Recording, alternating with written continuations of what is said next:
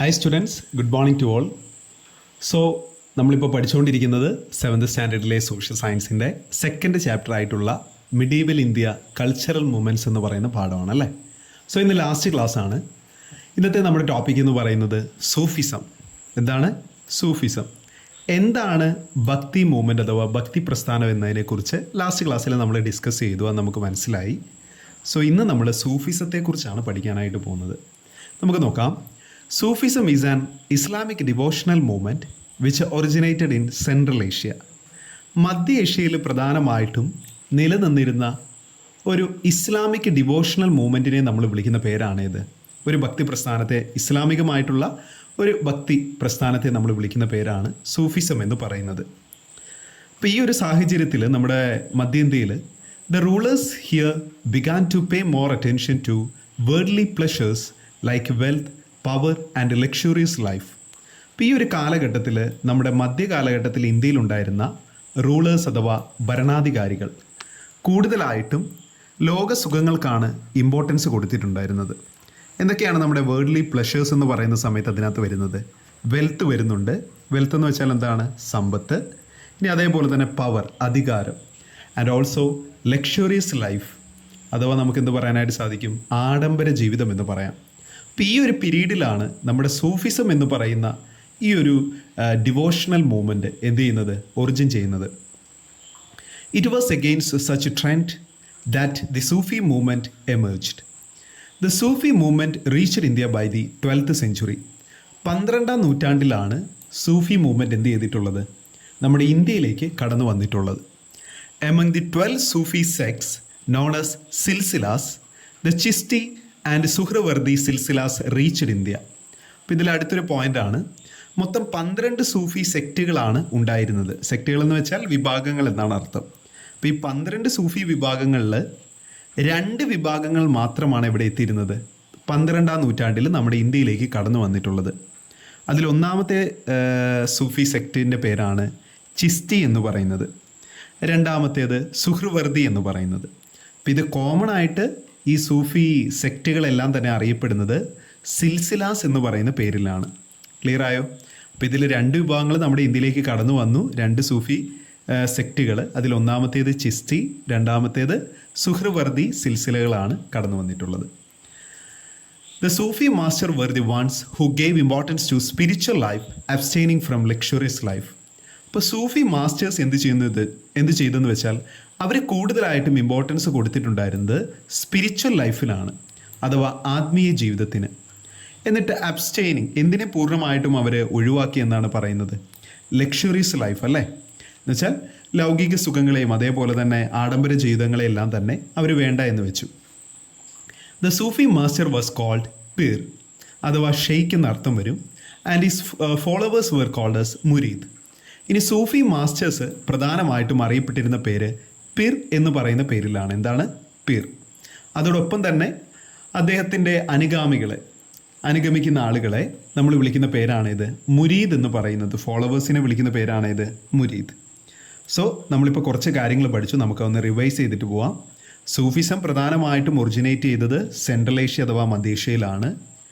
ഈ ഒരു കാലഘട്ടത്തിൽ നമ്മുടെ മിഡീവൽ ഇന്ത്യയിൽ എല്ലാവരും കൂടുതലായിട്ടും ഭരണാധികാരികളെല്ലാം വേൾഡ്ലി പ്ലഷേഴ്സ് അഥവാ ആഡംബര ജീവിതത്തിനും അതേപോലെ ലൗകിക കാര്യങ്ങൾക്കുമാണ് ഇമ്പോർട്ടൻസ് കൊടുത്തത്, സമ്പത്തിനും അധികാരത്തിനും തുടങ്ങിയവയ്ക്കൊക്കെ. അപ്പോൾ ഈ ഒരു പീരീഡിലാണ് നമ്മുടെ സൂഫി പ്രസ്ഥാനം എന്ത് ചെയ്യുന്നത്? ഇന്ത്യയിലേക്ക് കടന്നു വന്നത്. ഏത് സെഞ്ചുറിയിൽ? 12th century. മൊത്തം 12 സൂഫി വിഭാഗങ്ങളാണുള്ളത്. ഈ 12 വിഭാഗങ്ങളും പൊതുവെ അറിയപ്പെടുന്ന പേരെന്ന് പറയുന്നതാണ് ഇത് സിൽസിലാസ് എന്ന് പറയുന്ന പേരിൽ. ഇതിൽ ഇന്ത്യയിലേക്ക് കടന്നു വന്ന പ്രധാനപ്പെട്ട 2 സൂഫി വിഭാഗങ്ങൾ എന്ന് പറയുന്നതാണ് ചിസ്തിയും അതോടൊപ്പം തന്നെ സുഹ്രവർദിയും. ഇനി സൂഫി മാസ്റ്റേഴ്സ് ഇമ്പോർട്ടൻസ് കൊടുത്തത് സ്പിരിച്വൽ ലൈഫിനാണ്, ആത്മീയ ജീവിതത്തിനാണ്. ആഡംബര ജീവിതത്തോട് അവർക്ക് താല്പര്യമില്ലായിരുന്നു. ഇനി സൂഫി മാസ്റ്റർ അറിയപ്പെട്ടിരുന്ന പേരെന്ന് പറയുന്നതാണ് ഇത് പിർ എന്ന് പറയുന്ന പേരിൽ, അഥവാ അർത്ഥം വരുന്നത് എന്താണ്?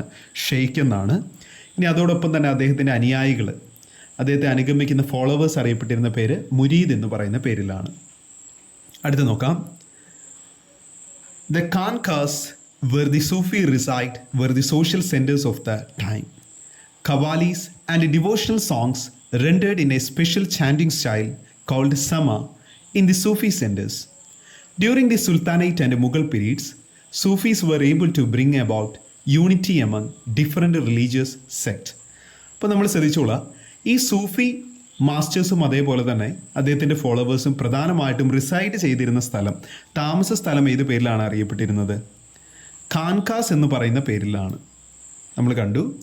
ഇനി ഇവർ പ്രധാനമായിട്ടും ഡിവോഷണൽ സോങ്സ്, ഭക്തിഗാനങ്ങൾ രചിക്കുമായിരുന്നു. ഈ ഭക്തിഗാനങ്ങൾ ഏത് പേരിലാണ് അറിയപ്പെട്ടിരുന്നത്? ഖവാലീസ് എന്ന് പറയുന്ന പേരിൽ. ഏതാണ്? ഖവാലീസ്. ഇനി അടുത്തതായിട്ട് ഇതൊരു പ്രത്യേകമായിട്ടുള്ള ചാൻറ്റിങ് സ്റ്റൈലിലാണ് ഇവർ പ്രധാനമായിട്ടും ഈ ഭക്തിഗാനങ്ങൾ പാടിയിരുന്നത്. ആ ചാൻറ്റിങ് സ്റ്റൈൽ ഏത് പേരിൽ അറിയപ്പെട്ടു? സമ എന്ന് പറയുന്ന പേരിൽ അറിയപ്പെട്ടു. സമ. ഇനി അടുത്തത് ദ സുൽത്താനേറ്റ് ആൻഡ് മുഗൾ പീരീഡുകളിൽ എന്ന് വെച്ചാൽ ഈ ഒരു കാലഘട്ടം നമുക്കറിയാലോ, മെഡീവൽ ഇന്ത്യയിൽ സുൽത്താനേറ്റും അതേപോലെ തന്നെ മുഗൾസും ഭരിച്ചിരുന്നു അല്ലേ. അപ്പോൾ ആ ഒരു പീരീഡിൽ Sufis were able to bring about unity among different religious sects. വിവിധ മതവിഭാഗങ്ങൾക്കിടയിൽ ഒരു ഐക്യം കൊണ്ടുവരാനായിട്ട് നമ്മുടെ ഈ സൂഫിസത്തിന് സാധിച്ചു എന്നുള്ളതാണ് പ്രധാനപ്പെട്ട കാര്യം. ഇനി നമുക്കൊരു 3 സൂഫി മാസ്റ്റേഴ്സിൻ്റെ പേര് പഠിക്കാനായിട്ടുണ്ട്. ഒന്നാമത്തേത് ഷെയ്ഖ് ഷിഹാബുദ്ദീൻ സുഹ്ർവർദി. ഇദ്ദേഹം താമസിച്ചിരുന്ന റീജിയൻ എന്ന് പറയുന്നത് സിൽഹറ്റ് ആണ്. സിൽഹറ്റ് എന്ന് പറയുന്നത് പ്രസൻറ്റ് ബംഗ്ലാദേശിലാണ് വരുന്നത്. അടുത്തത് ഷെയ്ഖ് നിസാമുദ്ദീൻ ഔലിയ. അദ്ദേഹം ഡൽഹിയിലാണ്, നമ്മുടെ ഇന്ത്യയിൽ തന്നെ. അടുത്ത ഖ്വാജ മൊയ്നുദ്ദീൻ ചിസ്തി. അദ്ദേഹം എവിടെയാണ്? അജ്മീറിലാണ്. അജ്മീർ വരുന്ന എവിടെയാണ്? നമ്മുടെ രാജസ്ഥാൻ എന്ന സ്റ്റേറ്റിലാണ് അല്ലേ. അപ്പോൾ ഈ പേരുകൾ എന്ത് ചെയ്യുക, നിങ്ങളൊന്ന് നോട്ട് ചെയ്ത് വെക്കുക. ഷെയ്ഖ് ഷിഹാബുദ്ദീൻ സുഹ്ർവർദി, ഷെയ്ഖ് നിസാമുദ്ദീൻ ഔലിയ, ഖ്വാജ മൊയ്നുദ്ദീൻ ചിസ്തി. ക്ലിയർ അല്ലേ? ഓക്കെ. അപ്പോൾ ആ ഒരു സൂഫിസം എന്ന് പറയുന്ന ഒരു ടോപ്പിക്ക് വളരെ ചെറുതാണ്, അത് നമ്മൾ കംപ്ലീറ്റ് ചെയ്തു. അടുത്ത് നമ്മൾ പഠിക്കാനായിട്ട് പോകുന്ന കോൺസെപ്റ്റാണ് ഗ്രോത്ത് ഓഫ് വെർനാക്കുലർ ലാംഗ്വേജസ് എന്ന് പറയുന്നത്. എന്താണ് വെർനാക്കുലർ ലാംഗ്വേജസ് എന്ന് വെച്ചാൽ, ഇതിൻ്റെ മുന്നേ നമ്മൾ ഡിസ്കസ് ചെയ്തതാണ് പ്രാദേശിക ഭാഷകൾ എന്നാണ് അല്ലേ. പ്രാദേശിക ഭാഷകൾ എന്നാണ് അർത്ഥമാക്കുന്നത് അല്ലേ. അപ്പോൾ എങ്ങനെയാണ് പ്രാദേശിക ഭാഷകൾ ഈ ഒരു മിഡീവൽ ഇന്ത്യയിൽ, ഈ ഒരു മധ്യ കാലഘട്ടത്തിൽ ഇന്ത്യയിൽ നല്ല രീതിയിൽ പ്രോഗ്രസീവായിട്ട് ഡെവലപ്പ് ചെയ്തത് എന്ന് നമുക്ക് നോക്കാം. The Bhakti Sufi propagators used vernacular languages to spread their ideas among common people. അപ്പോൾ ഭക്തി സൂഫി പ്രൊപ്പഗേറ്റേഴ്സ്, ഭക്തി പ്രസ്ഥാനത്തിൻ്റെയും സൂഫി പ്രസ്ഥാനത്തിനെയും മുന്നോട്ടേക്ക് നല്ല രീതിയിൽ പ്രചരിപ്പിച്ചിരുന്ന ആളുകൾ, ഈ പോയറ്റ്സ്, അവർ പ്രധാനമായിട്ടും എന്ത് ചെയ്തു എന്നാണ് പറയുന്നത്? കോമൺ പീപ്പിളിന് മനസ്സിലാകുന്ന രീതിയിൽ ഐഡിയാസ് എല്ലാം തന്നെ, അവരുടെ ആശയങ്ങളെല്ലാം തന്നെ ഭക്ത കവിതകളിൽ കൂടിയെല്ലാം തന്നെ വെർനാക്കുലർ ലാംഗ്വേജസിലാണ് പ്രചരിപ്പിച്ചിരുന്നത്. അപ്പോൾ സാധാരണക്കാരായിട്ടുള്ള ആളുകളെ ഈ ഒരു പ്രസ്ഥാനത്തിലേക്ക് ആകർഷിക്കാനായിട്ട് അവർ സാധിച്ചത് എന്തുകൊണ്ടാണ്? ഇതവർ ഉപയോഗിച്ചിട്ടുള്ളത് ഏത് ലാംഗ്വേജാണ്? വെർനാക്കുലർ ലാംഗ്വേജ് ആണല്ലേ. അതുകൊണ്ട് തന്നെ നമ്മുടെ പ്രാദേശിക ഭാഷകൾ എന്ത് ചെയ്തു? നല്ല രീതിയിൽ മിഡീവൽ ഇന്ത്യയിൽ ഈ ഒരു കാലഘട്ടത്തിൽ വളർന്നു. Many devotional poems were composed in languages like Tamil, Punjabi, Bengali, Marathi, Telugu, Kannada, Malayalam etcetera. അപ്പോൾ നിങ്ങൾ ശ്രദ്ധിച്ചോളാം, ഈ ഒരു കാലഘട്ടത്തിൽ ഒരുപാട് പ്രാദേശിക ഭാഷകളിൽ ഒരുപാട് കവിതകൾ രചിക്കപ്പെട്ടിട്ടുണ്ട്. ഏതൊക്കെ ലാംഗ്വേജസ് ആണെന്ന് ചോദിച്ചാൽ തമിഴുണ്ട്, പഞ്ചാബി വരുന്നുണ്ട്, ബംഗാളി ഉണ്ട്, മറാത്തി ഉണ്ട്, തെലുങ്കു ഉണ്ട്, കന്നഡയുണ്ട്, നമ്മുടെ മലയാളമുണ്ട്. Many other literary works in vernacular languages were also composed. ഇതിൽ പ്രധാനപ്പെട്ട ഒരു കാര്യമാണ് നമ്മുടെ ഉറുദു ഭാഷയെക്കുറിച്ച് നിങ്ങൾ കേട്ടിട്ടില്ലേ? യെസ് ഉണ്ട്. അപ്പോൾ ഈ ഉറുദു ഭാഷ എന്ന് പറയുന്നത് 2 ലാംഗ്വേജസിൻ്റെ ഒരു കോമ്പിനേഷനാണ്. അതിലൊന്നാമത്തേത് നമ്മുടെ പേർഷ്യൻ ഭാഷയും രണ്ടാമത്തേത് നമ്മുടെ ഹിന്ദിയും. ഈ 2 ലാംഗ്വേജസ് കൂടി ചേർന്നുകൊണ്ടാണ് ഏത് ഭാഷ ഉണ്ടായിട്ടുള്ളത്? നമ്മുടെ ഉറുദു എന്ന് പറയുന്ന ഭാഷ ഫോം ചെയ്തിട്ടുള്ളത്. അപ്പോൾ ഇവിടെ പറയാണ്, Urdu A combination of Persian and Hindi is an example of India's cultural integration. ഇന്ത്യയുടെ ഒരു സാംസ്കാരികപരമായിട്ടുള്ള ഒരു ഒത്തുചേരലിൻ്റെ ഏറ്റവും വലിയ ഉദാഹരണമാണിത്, നമ്മുടെ ഉറുദു ലാംഗ്വേജ് എന്ന് പറയുന്നത് അല്ലേ. ഇനി ഈ ഉറുദു ഭാഷയെ ഏറ്റവും കൂടുതൽ ഉപയോഗിച്ചിട്ടുള്ള ഒരു പ്രോമിനൻ്റ് റൈറ്റർ ഉണ്ടായിരുന്നു ഈ ഒരു കാലഘട്ടത്തിൽ, ഒരു എഴുത്തുകാരൻ. അദ്ദേഹത്തിൻ്റെ പേരാണ് അമീർ ഖുസ്രു എന്ന് പറയുന്ന വ്യക്തി. Amir Khusro was one of the most prominent writer of the Urdu language during this period. ഇനിയും ഉറുദു ഭാഷയെ നല്ല രീതിയിൽ ഇമ്പോർട്ടൻസ് കൊടുത്ത് അതിലൊരുപാട് കാര്യങ്ങൾ എഴുതിയത് ആരാണെന്ന് നമ്മൾ കണ്ടു, അമീർ ഖുസ്രു ആണ്. ഇതോടൊപ്പം തന്നെ നമ്മുടെ ഹിന്ദി ലാംഗ്വേജിനെ നല്ല രീതിയിൽ വളർത്താനായിട്ട് സഹായിച്ച ആരാണ്? കബീറിൻ്റെ ദോഹാസാണ് അല്ലേ. നമ്മൾ അദ്ദേഹത്തെക്കുറിച്ച് കണ്ടിരുന്നു. ഇനി ഇതുകൂടാതെ Mahabharata, Ramayana and other works have been translated into various regional languages. Okay, ഇത് മാത്രമല്ല, നമ്മുടെ മഹാഭാരതവും അതോടൊപ്പം തന്നെ നമ്മുടെ രാമായണവും ഒക്കെ തന്നെ എന്ത് ചെയ്തിട്ടുണ്ട്?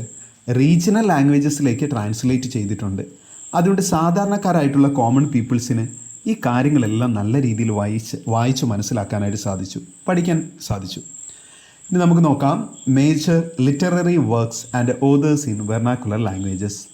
ഇതിൽ തമിഴിൽ നമ്മൾ കണ്ടിട്ടുള്ളതാണ് നമ്മുടെ 4000 ദിവ്യപ്രബന്ധവും അതേപോലെ തന്നെ തിരുമുറൈകൾ എന്ന് പറയുന്നത് നമ്മൾ പഠിച്ചല്ലേ. ഈ 4000 ദിവ്യപ്രബന്ധം എന്ന് പറയുന്നത് പ്രധാനമായിട്ടും ആരുടേതായിരിക്കും? യെസ്, അത് ആൾവാർസ് ആണ് അതിലേക്ക് പ്രധാനമായിട്ടും കോൺട്രിബ്യൂഷൻ നടത്തിയത്. ആരെയായിരുന്നു നമ്മൾ ആൾവാർസ് എന്ന് വിളിച്ചിരുന്നത്? വിഷ്ണു ഭക്തരായിരുന്നു അല്ലേ. അപ്പോൾ അവരുടെ എഴുത്തുകൾ ഏത് പേരിൽ അറിയപ്പെട്ടിരുന്നു എന്നാണ് നമ്മൾ പഠിച്ചത്? 4000 ദിവ്യപ്രബന്ധം. ഇനി തിരുമുറൈകൾ എന്ന് പറയുന്നത് ആരുടേതാണ്? തിരുമുറൈകൾ യെസ്, നായനാർസിൻ്റേതാണ്. അപ്പോൾ നായനാർസ് എന്ന് പറയുമ്പോൾ ആരാണ്? ശിവഭക്തരാണ്, നമ്മൾ പഠിച്ചതാണ്. ഇനി കന്നഡ ദേശത്ത് അവർ പ്രധാനമായിട്ട് നമ്മുടെ ബസവണ്ണയും അക്ക മഹാദേവിയും അല്ലാമ പ്രഭുവൊക്കെ ചെയ്തൊരു കാര്യമുണ്ട്. അവരെന്താ ആരംഭിച്ചത്? അനുഭവ മണ്ഡപം ആരംഭിച്ചു എന്ന് നമ്മൾ കണ്ടല്ലേ.